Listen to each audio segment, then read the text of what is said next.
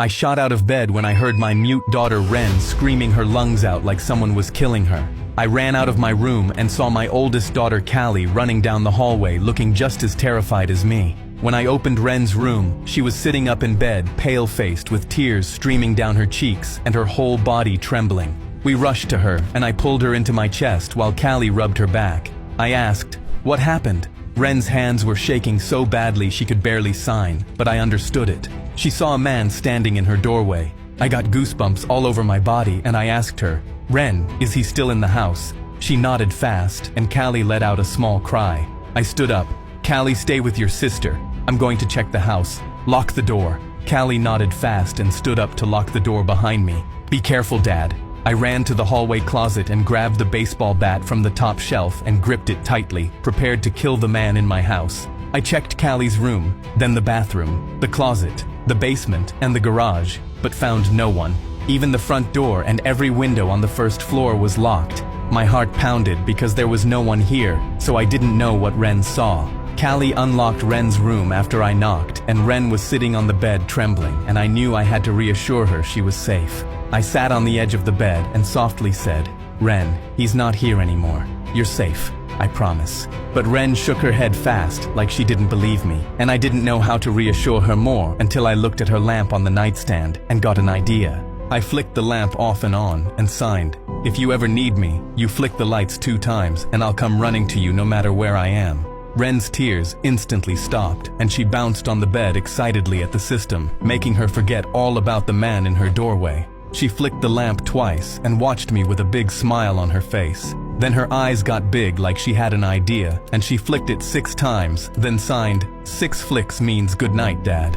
I laughed and flicked it 4 times and told her, "4 flicks means good night." Ren giggled and she hugged me tight, and I asked her if she felt safe now, and she nodded. 2 years went by without Ren seeing the man in the doorway, but the flicker ritual we made up that night became ours. She'd flick the bathroom light because she scraped her knee, and flick her lamp because she'd thrown up in her sleep. And every night I flicked her bedroom light off and on 4 times, and she would flick her bedroom light 6 times. Things were so good, I thought the man in the doorway was the worst thing that would happen to our family until the day I got home from work and shouted Ren's name, expecting her to come running up to me like always. But she didn't, so I went to her room, but it was empty, as if she never came home from school. I tried not to worry, and told myself she was probably playing in Callie's room, so I went to her room, but Callie was sitting alone on her bed, scrolling on her phone. My voice came out shaky when I asked, "Where's Ren?" Callie looked up from her phone and asked, "What do you mean? Didn't you pick her up from school?" I knew something was wrong, but tried to calm down by telling myself she was probably still at school. But when I called the school, the lady told me Ren got on the afternoon bus home. My phone slipped from my hand, and dread filled me as I realized something bad definitely happened to my daughter. I looked at Callie, trying hard not to look scared, but failing. She got on the bus, but she's not here. Callie was already standing up, eyes wide. "Dad, what does that mean?" I ran out to go to the bus stop and heard Callie running behind me. "Dad, I'm going with you." I told her, "No, stay here in case Ren comes back." But she ran out the front door and climbed into the passenger seat before I could stop her. I drove fast to the bus stop while telling myself Ren was sitting on the bench waiting for me, and this would all be a stupid mix-up we'd laugh about later. But when we got there, my heart nearly stopped because the bench was empty. Callie's breathing got fast and shallow, and we both got out and walked up the road in different directions, shouting, "Ren! Ren! Where are you?" But then Callie suddenly stopped calling her name, and I saw her staring down into the ditch with her hand covering her mouth. My legs felt like jelly as I walked over, not prepared for what I would see. My eyes widened when I saw Ren's bright pink backpack in the ditch. Callie let out a broken scream that I felt in my chest. I stumbled into the ditch and picked up Ren's backpack. Her lunchbox was in the grass a few feet away, and the True Moo I'd packed for her that morning was lying next to it. I knew in that moment that somebody had taken my daughter, and the first thing I thought of was that the man Ren saw in her doorway had come back for her.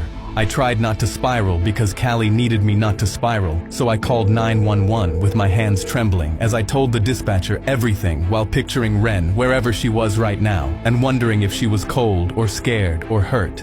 I hung up when she said a car was on the way and went up to Callie, who was crying and shaking. I squeezed her shoulder. "We're going to find her, Callie. We're not losing her." When the cop showed up, he looked around the area for 3 minutes, then said, "There's no signs of a struggle out here, Mr. Powell." I said, That doesn't make sense. But he told me, most kids her age run away from home and come back in a day or two. Just go home and wait it out. I clenched my fists. You don't understand. 2 years ago, she saw a man in her doorway. What if it's the same man? The cop sighed like I was making things up and asked if I filed a report, but when I said no, he said, "No report means that's not a lead. Best I can do is put out an alert." I knew he was going to be useless and not do that, so I told Callie we had to go, and we both angrily walked back to the car. Back at home, me and Callie started making missing persons flyers. Callie was crying the entire time, but kept wiping her tears and saying, "I'm fine," before I even asked. I squeezed her hand and told her that we were going to find Ren because we had to. When midnight came, I told Callie to go to bed because we were going to hand out the flyers at 8 a.m. She nodded and went to her room while I went to Ren's. I flicked the bedroom light off and on 4 times to tell her goodnight and stood there waiting for her lamp to flick back 6 times, even though I knew nothing was coming. The next morning, Callie and I were out the house putting up flyers on every telephone pole when our neighbor Mr. Reeve came up to us. We never really spoke, so it surprised me when he told me, "Silas, I heard what happened to poor Ren. I'm not letting you do this by yourselves. Tell me what you need." I stood there amazed, because he was offering more help than the cop had. I handed him half the stack of flyers, and he looked at Callie, and his voice cracked when he said, "Callie, sweetheart, we're going to find Ren." Callie just nodded, and then Mr. Reeve walked off in the opposite direction, and I felt more hopeful than I had all night. We worked until we ran out of flyers, and Mr. Reeve told us, "I got every porch and every telephone pole between here and the school. I also told the guy at the gas station to look at his cameras for yesterday afternoon." I pulled him into a hug before I even knew I was doing it. "Thank you for your help." He patted my back. "Silas, I don't have kids of my own, but I'd want somebody to help me if I were in your shoes." He took his phone out and told me to save his number so I could call him whenever I needed something. I saved it with shaking hands, and my voice cracked when I said I didn't know how to thank him. He rubbed his neck and asked, "Could I see Ren's room for a minute? I know that probably sounds strange, but I want to pray over it." It did sound strange, but he spent the whole morning helping, so I nodded. Callie whipped her head at me and through gritted teeth said, "Dad, what are you doing?" I shook her off and said he was being polite. I walked past her and led him upstairs. He looked at the bed and the lamp on the nightstand and the stuffed rabbit on the pillow and the pink walls. Then he closed his eyes and whispered a prayer, and when he was done, he told me again that we were going to find Ren. I thanked him and walked him out. Callie was in the living room now with her arms crossed tight and face pale. "Dad, that was so creepy." I couldn't believe what she was saying. "Cal, he was just praying." She scrunched up her face. "I don't care. I don't want him in our house again." I reminded her that he was the only one helping us, and she stormed off angrily and slammed her door.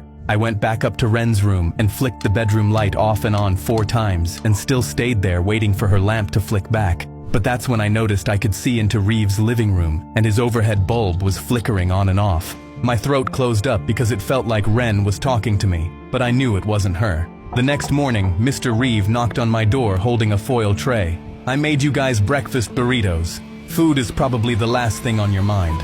I let him in, and he set the tray on the counter, and that's when Callie came down the stairs. She froze when she saw him, but Mr. Reeve happily handed her a plate with a burrito. She took it without a word and sat at the kitchen table but didn't touch the food. Reeve sat across from me, and his eyes were as tired as mine. "Silas, there's something I have to tell you." I gestured for him to continue. "Do you know the man that lives in the brown house with the chain-link fence?" When I nodded, Reeve said, "I don't want to point fingers, Silas, but he has a history with kids. He could be a suspect." Callie was already standing up, and I was grabbing my keys off the counter, and we all ran outside. Callie and me got in the car while Reeve watched us from our driveway. When we got to the brown house, I saw a white van in the driveway, and the blinds were closed. I got an unsettling feeling in my stomach, and it made me think this was the man Ren saw in her doorway 2 years ago, and he'd come back to finish what he started.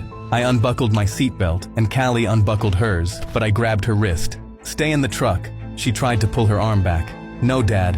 What if he took her? That's why you need to stay in the car." I got out the car and walked up the porch, hearing my own pulse in my ears. When I knocked, a man in his 50s opened the door, and he looked annoyed at being interrupted. "Yeah?"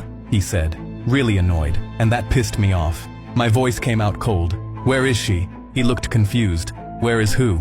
"My daughter, 9 years old, mute, missing. I know you took her." He stood up straight, menacingly towering over me. "I don't have your daughter. Now get off my property." But I wasn't intimidated and looked past him into his house, and that's when I saw a bright pink backpack that looked just like Ren's. My vision blurred, and I grabbed him by the shirt and slammed him into the doorframe. "Where is she?" he struggled out. "I don't know." I didn't believe him and punched him in the face, and he dropped to the floor, but I continued hitting him. My knuckles were splitting open on his face, but I didn't care. "Where is she? Where is my daughter?" That's when I heard sirens, and a cop quickly pulled me off him and slammed me against the porch railing. "Sir, you need to calm down right now," I screamed. "He has my daughter. Check the house. I saw her backpack on his counter." The other cop was helping the man up, and he was spitting blood and shaking his head and talking fast. The cop let go of me while his partner walked over. "Sir, he's got an alibi. He was at work the day your daughter went missing." "He's lying. Call his manager." The cop sighed and told the man to call his manager, and he put her on speakerphone. The cop explained everything to her, and my face crumbled when the manager said, "I can confirm he was here on that day." I shook my head rapidly and felt my head spinning. "No, he's lying, I know it. I saw her backpack on his counter." The cop sighed and asked the man if he could show me the backpack, and when I saw it, I realized they were two completely different bags. I closed my eyes and my legs almost gave out because I was still nowhere near finding Ren. "He's not pressing charges, but if you come within 100 feet of this house again, you're going to jail. You understand me?" I nodded weakly, then walked off the porch. When I got in my car, Callie looked scared of me, but then regained her composure and said, "Dad, you can't do that again. If you go to jail, Ren doesn't have anybody." I swallowed hard, suddenly feeling guilty, and drove us home in silence. When I pulled into the driveway, Reeve was at my window in seconds, and he covered his mouth when he saw my hands. "Silas, oh my God, your hands. What happened?" We got out of the car, and I told him everything. Mr. Reeve was moving around anxiously. "We need to clean you up. We need ice and a cloth." Callie stared with her arms crossed, then coldly said, "Mr. Reeve, you should go home. We're really tired." He froze. "I just thought Callie, not right now. Please," I said sternly because I knew she was getting suspicious of him again. She looked at me in disbelief, then stormed off into the house. Reeve looked at me with a wounded face and tried apologizing, but I told him I just wanted to rest. He nodded, then walked away, and I went inside and straight to Ren's room. I laid down on her bed and pulled her stuffed rabbit against my chest and closed my eyes. When I woke up, it was dark outside, and I could see Reeve's bulb flickering on and off in his living room again. And watching it reminded me of the night I made up the ritual and how scared Ren was of the man in her doorway. I thought I'd kept her safe all this time, but she'd been in danger this whole time, and I was too stupid to see it. The next morning, it took everything in me to get out of Ren's bed, and when I finally did, I saw Callie on the couch with one of Ren's hoodies pressed up to her face, whispering into it. I watched from the doorway, and I couldn't make myself go up to her because if I touched her, I was going to break too. The next couple days blurred together. I would sleep in Ren's bed and couldn't get out most of the time, and when I did, I would notice that Callie stopped eating since her face was slimmer. Her hair was also matted on one side from sleeping on the couch. I'd been telling myself we were going to find Ren, but part of me didn't believe it anymore. The other part of me did believe it, and it was enough to get me to flick her bedroom light 4 times. I waited for the lamp to flicker, but the only thing flickering was Mr. Reeve's broken bulb. I almost didn't look at it since I was sick of it by now, but I decided to look either way. It flickered 6 times, then stopped, and I suddenly couldn't breathe because I just counted Ren's goodnight signal from across the street. I started crying because Ren was across the street this entire time, and the man who had been helping me was the same man who'd stood in Ren's doorway 2 years ago. I instantly went to Callie's room because she had to know where her sister was. I opened her door, and she was in bed with Ren's hoodie pressed against her chest. "Cal, Reeve has her. He's the man she saw in her doorway." Her eyes widened, and she suddenly got up and started hitting my chest angrily but weakly at the same time. "I knew it, Dad. I knew he was creepy, but you wouldn't listen to me." I took her punches as I told her, "I know, Callie. I'm sorry. I promise we'll get your sister back. We just need proof so the cops will finally listen to us." Me and Callie had hope again, so we got to work the second the sun came up. Callie put her phone on Ren's windowsill to record inside Mr. Reeve's house, and we saw him walk into his kitchen and prepare a plate of food and a cup of juice, then carried both somewhere down the stairs. "Dad, he's going to his basement." I spotted a window to the basement low on the side of his house, and my eyes widened in fear because the basement walls were the same pink as Ren's room. My head started spinning, and I had to put a hand on the windowsill to steady myself because he had painted the basement just for Ren. Callie noticed it too and dug her fingernails into my hand from anger. After 30 minutes, Reeve came back upstairs with empty dishes, then grabbed his keys and walked out of his house and got in his car. I stood up. Callie, stay here and keep recording. Call me if anything moves. I'm going to see where he's going. She nodded fast, and I ran out of Ren's room, grabbing my car keys from the counter and a baseball cap. I followed Reeve 3 cars back the whole way to a grocery store, then put the baseball cap low over my eyes to hide my face, and walked in behind him with my phone in my hand already recording. Mr. Reeve walked down the aisles picking up normal groceries like a man with nothing to hide, and that made me angry. But then he walked into the dairy aisle and he grabbed a yellow 12-pack of True Moo and dropped it into his cart. My hands started shaking because I couldn't believe he was buying True Moo for my daughter, as if he were her dad. I wanted to slam him to the floor but stopped myself. After he paid for his groceries, I drove home knowing we had him. Back at home, I called 911 and told the dispatcher I had evidence that my daughter was being held in my neighbor's basement. She told me to stay in the house and that cops were on their way. Callie and I held our breaths until we heard the police knocking on our door. After I let them in, they took our statements and our phones for evidence and said a warrant would be ready tomorrow. Before leaving, they warned us to not go near Reeve's property.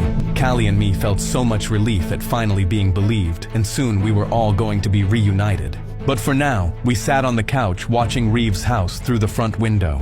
Every hour that passed felt like another hour Ren was alone down there. Then the living room bulb started flickering. 1, 2, 3, 4, 5, 6. Callie covered her mouth and started sobbing since it was her first time seeing it. Seeing both my daughters hurting made me stand up ready to march to Reeve's house and bring my daughter home. But Callie grabbed my arms and pleaded, "Dad, you can't. If you go over there now, you'll go to jail and not him."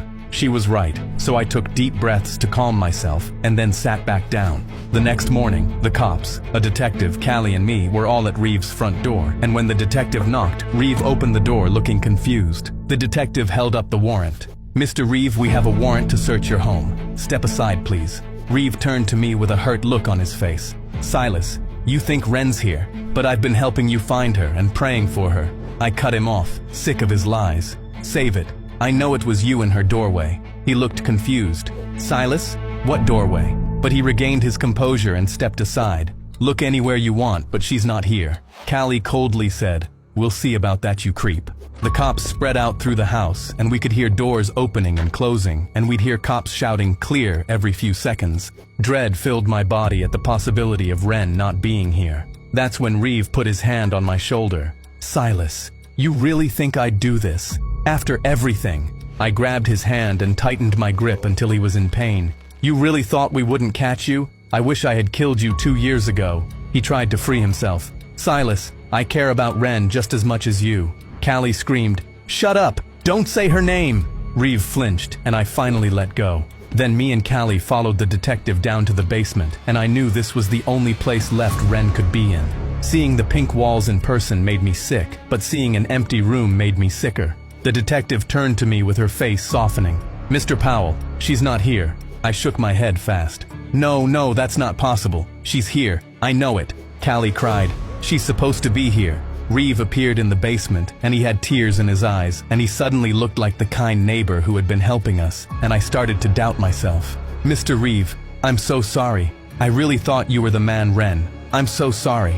Mr. Reeve put his hand on my shoulder and squeezed gently. "Silas, it's okay, I'm not angry. You're just trying to bring your little girl home, and don't worry, I'll still help you look for her." My eyes filled with tears, and I went to hug him because he was still willing to help me after all this. But that's when we heard fast and frantic pounding somewhere behind the back wall, and I froze. Reeve looked scared now, and he talked faster. "That's the pipes. I've been meaning to call somebody about it."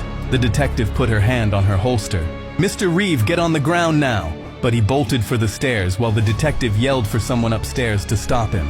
Callie gripped my shirt in fear, and my whole body locked up because we both thought he was going to make it out. But Reeve was tackled to the floor the second he got upstairs. He screamed, "No, wait! You got it all wrong!"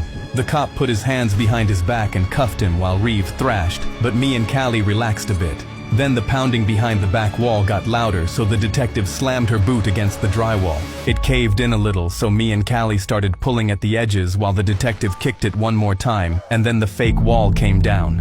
My eyes widened and Callie let out a cry because Ren was standing on the other side. Her hair was matted and tangled and her fists were raw and bleeding and her eyes were red from crying. I ran to her and she collapsed in my arms and my legs gave out right there. Callie dropped down and wrapped her arms around Ren and pressed her face into her hair, sobbing, "You're here, you're here." Ren grabbed 2 fistfuls of my shirt and she was shaking so hard her teeth were chattering. I whispered, "Let's get you out of here." I carried Ren up the stairs while Callie followed behind me. When we got upstairs, Reeve was being walked to the front door and he looked angry now. The wounded friend act was gone. When he saw me holding my daughter, he smiled creepily. Her scream that night was the prettiest sound I ever heard. I almost put Ren down to go beat him up, but I held on to her tighter because she was finally back in my arms and nothing was worth letting go. So Callie stepped in front of me. "I hope you rot in jail, you creep."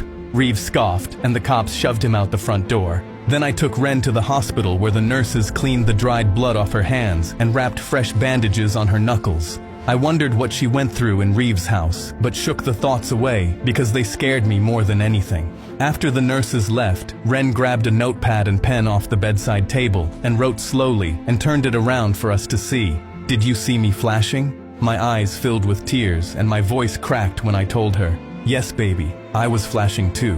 She started crying for the first time since we'd pulled her out of that wall, so Callie and me climbed onto the bed and hugged her. I held them both as tight as I could and thanked the heavens I'd looked at that bulb one more time.